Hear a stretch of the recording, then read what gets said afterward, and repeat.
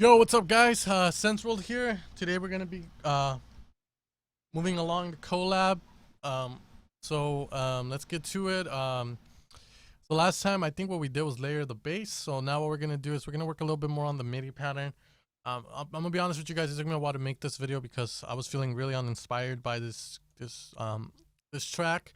So what I'm gonna do is I'm gonna add my own flavor to it. I want to make it sound more punchy, so that's what I was doing here before I forgot to hit record. So let's just get started. So right here, I was just gonna start making the MIDI, what I've had in my head for a while. Now the MIDI is gonna sound a little bit more bouncy if I do it right. So let's see if I can get that. So right now I'm just gonna solo this and I'm gonna work on this.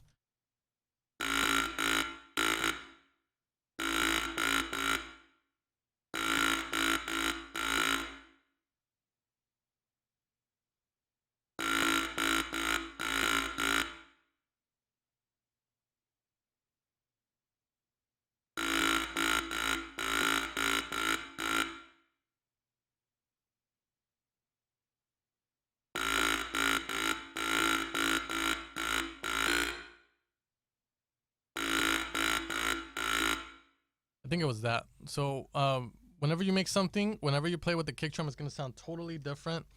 I'm also gonna change the key of this to G, because the key of our kick is in G.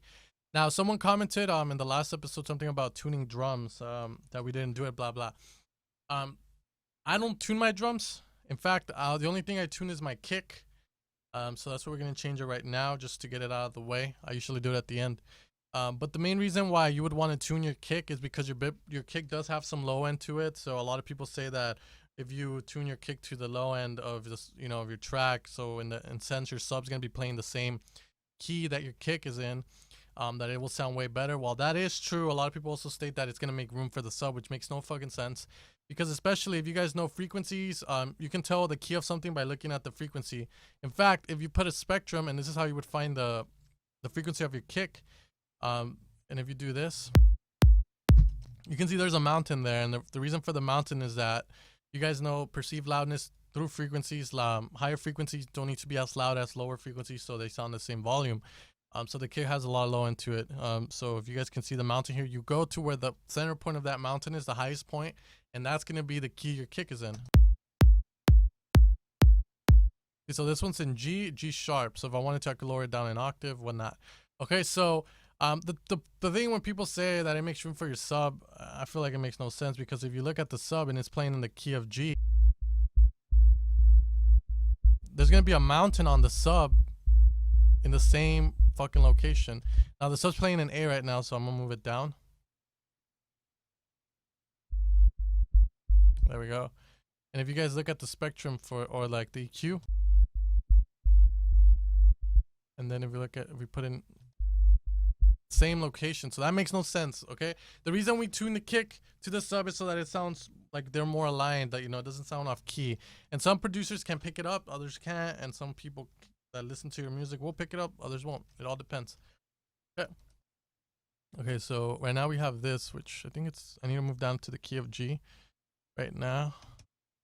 Key of G is one of the best keys to be in, but it's also one of the most generic ones, because a lot of the best melodies have been made in the key of G for EDM. The reason a lot of people choose G is because the bass sounds the best at G, G sharp, F, and so forth. So that's why those scales are some of the most used scales in EDM.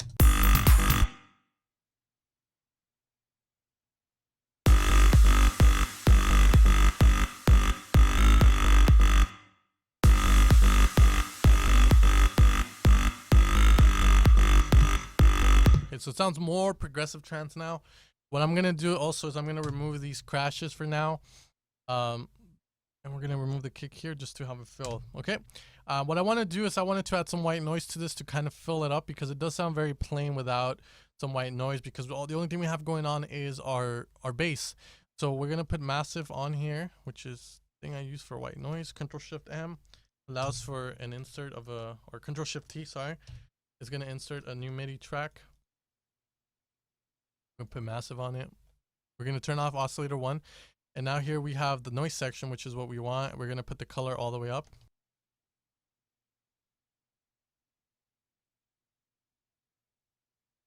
Okay, and then we're going to put the amp up. They don't blow your ears off. Let me lower volume.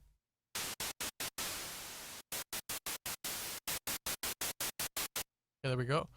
Now what we're gonna do is first we're gonna try this one method. A lot of the times what you can do is you can have your white noise play with your bass, so then it's like and it gives more texture and more, you know, more like frequencies to your bass. And other times we can just do a straight line and just put an LFO or like a sidechain on it, which is what I use the LFO tool for.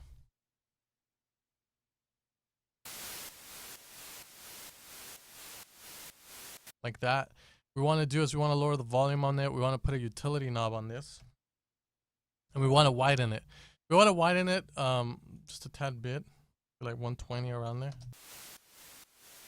Now, if you guys have ever listened to a song through a car that has messed up speakers or only one side works, you guys will be able to pick up the white noise a lot more because, you know, it's sort of like in mono in a way.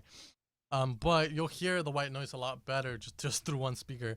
And that's just because they widen it too. So what this is supposed to do is supposed to add ambience to it, and also kind of lifts the track a bit more so it doesn't sound so plain. But sometimes if our rhythm of our bass is a bit crazy, what happens is when we apply an LFO to our white noise, you guys can see it goes shh, shh, shh, shh. So it sounds sort of like an offbeat bass. So if we added that and the rhythm from the bass that we have is fighting with it, we're gonna have to do it a different way. So let's check how that sounds like right now.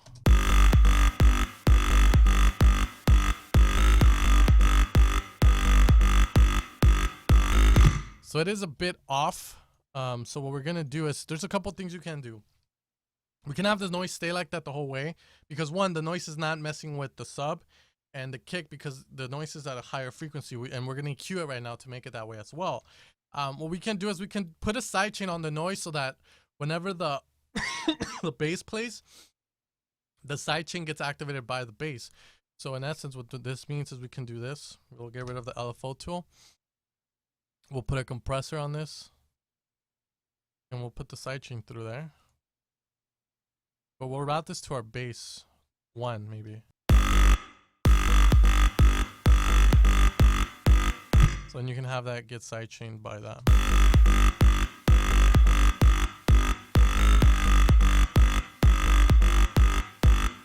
Now if I put the volume up on it. Now that's one way we could go by it, but it sounds very dirty sometimes if the bass is moving a lot. So the other way to do it is just to get the MIDI from the bass and have the noise play with the bass, so then there's no clashing rhythms going on.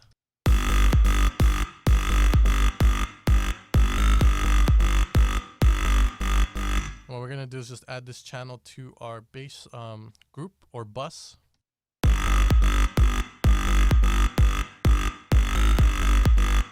And that helps a lot, way more. Now, this new media, I'm actually liking it a bit more. I feel more inspired to work with it because it kind of has more bounce to it and it makes a little bit more sense. And the sound is not half bad for what we're doing. Okay, so now the next thing we're gonna do is we're gonna work on the buildup here. So the buildup, what I'm thinking about doing is I'm gonna record a bass and make a reverse reverb. If you guys know how to do them, you guys can skip this section or you guys can still watch it and hear me talk about it. For those of you guys who don't know how to do it, this is a very important skill to have, especially if you find yourself using effect samples a lot. There's nothing wrong with using effect samples, but they do have their place, you know, for when to use them and when not to use them and when to make your own. One of the times to make your own is when you want to have a reverse kind of verb go into the drop. It makes more sense to make your own because one, you're using the synth that the drop is. It has the same texture, same frequencies. You're going to hear it kind of come into it and it's going to sound way more cleaner. So the way we're going to do this is we're going to have bass 1. We're going to take off all the notes. We can do this. Since bass 1 is the meat of our sound, as we decided in like when we made the sound, I forgot what episode it is. We're just going to leave that there. What we're going to do is take this off and take this off. Now, what we want to do is we want to put a reverb on this bass. So we're going to put a reverb from here. Now, we want to give it a quality high or mid, whatever you guys prefer. High, dry, and wet. We want to give it a tail. So when it plays, we want to give that a tail. Now, if you guys are more tech savvy with the reverb, that's good because then you can add more unique to it, or you can EQ it through here before the reverb comes out. But that's just stuff that you can do with the EQ8. We're gonna record this. Whoops. Forgot to arm it. We arm it over here.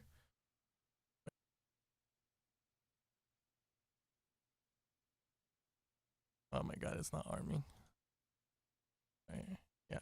Oh yeah, we forgot. We click IO, external in. You want to put to all the base 1 here or your channel, and now we can do it. My bad. New mistake.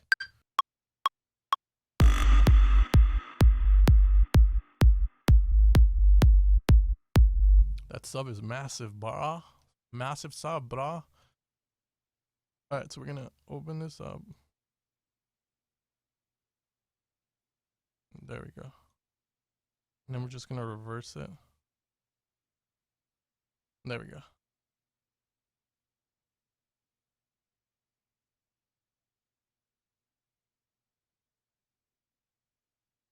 Increase volume. We can get this.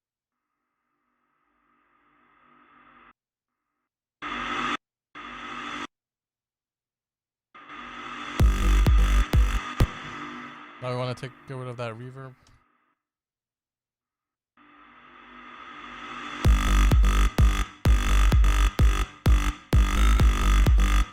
And there you have your own reverse verb. Now what we're gonna do is work on the buildup here. So we are gonna use this Avicii crash from here. Okay, and then we're gonna get some more impacts. I think sample effects, pressure samples.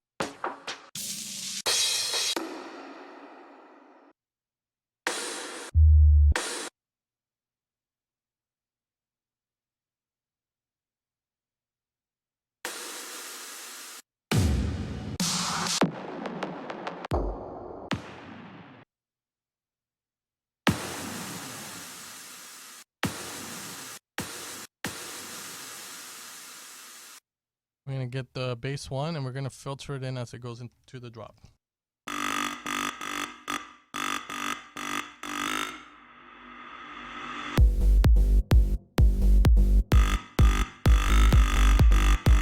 Okay, cool. What I want to do is get this bass here. We're gonna automate it coming in. So we got this like that down, pull it up.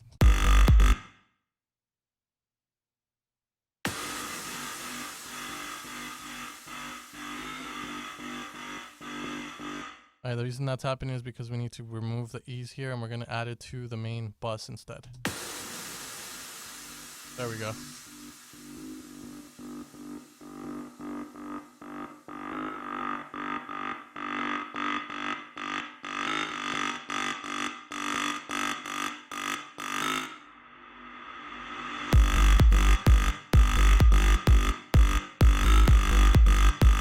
So that sounds way better, guys. So I'm gonna leave it off here, and tomorrow I promise to put up a new one so we can keep it going. I'm a little bit more inspired to work on it. I'll be surprised if I don't come home tonight from the gym and work on it and get the videos done. But yeah, guys, hopefully you guys enjoyed this one. This one was a bit more slower. We were just talking a little bit about making our own bass, reverse verb. Hopefully you guys learned some stuff. Make sure to hit like, comment if you want, and subscribe, and I'll see you guys next time. Peace out.